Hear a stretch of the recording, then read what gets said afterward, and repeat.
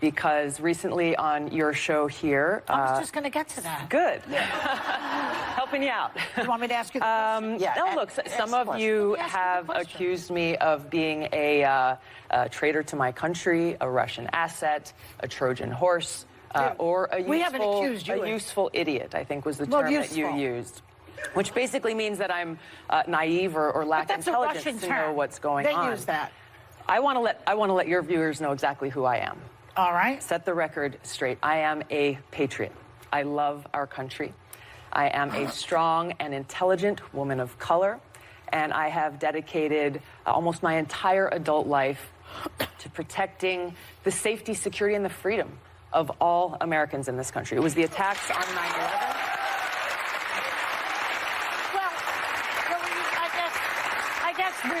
We're getting a little bit far ahead of ourselves, but Franklin Graham finds you refreshing. He doesn't find me refreshing.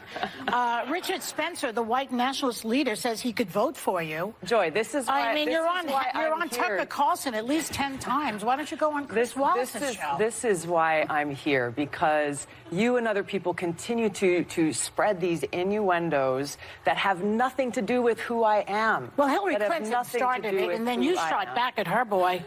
You called her the queen of warmongers. And you can see Joy just tries to come back with her little interjections and everything, but you can tell Joy is fuming, and Tulsi has this. I mean, Joy looks like a complete fool.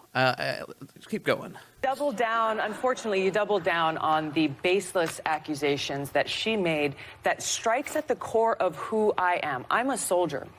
Because of the attacks on 9/11, I enlisted in the military to go after and defeat and destroy the evil that visited us on that day. I've served now for over 16 years, deployed twice to the Middle East during the height of the war, where every single day I saw firsthand the terribly high human cost. That's why I ran for Congress. We actually have the clip of Hillary Clinton, just to put this in context of what we're talking about. Let's take a look at that. I'm not making any predictions, but I think they've got their eye on somebody who's currently in the Democratic primary and are grooming her to be the third-party candidate. She's the favorite of the Russians. They have a bunch of, sites and bots and other ways of supporting her so far. And that's assuming Jill Stein will give it up, which she might not, because she's also a Russian asset. So really? I mean, this is outrageous. This is outrageous and offensive on so many levels. I've served as a member of Congress now for almost 7 years, receiving high-level national security and intelligence briefings, serving on the Foreign Affairs Committee, the Armed Services Committee, the Homeland Security Committee, working to ensure the safety and security of the people of this country. This is why I'm running for president, to continue that commitment of service. So are you surprised, though, that when people see bots and things and all the things that we've sort of been seeing heading your way, that people have these questions? Because she's not the only one. Hillary, I don't think, is the only one. So what she's saying is she feels they are grooming you. You're saying nobody's grooming me. I'm doing what I'm doing because I'm a soldier and a patriot. It's offensive to me as a soldier, as an American, as a member of Congress, as a veteran, and frankly, as a woman, to be so demeaned in such a way. But you called her the personification of rock. So demeaned She's a woman in such a way. Well, I'm pointing to the fact that she has continued this legacy of being the world's police around the world, that has waged wars costing the lives of thousands of my brothers and sisters in uniform. I'm speaking out against that. And What's your evidence to that? To change. Well, can I? Are you serious? Let's hear it. Are you serious? Let's hear it. I served in the war in Iraq. Not you, her. You're saying that she's exactly. She's a warmonger. I served in the war in Iraq that she championed. She championed a regime change war in Libya. Did you not believe in that war? I believe the lies that were told to us. Well, so did she.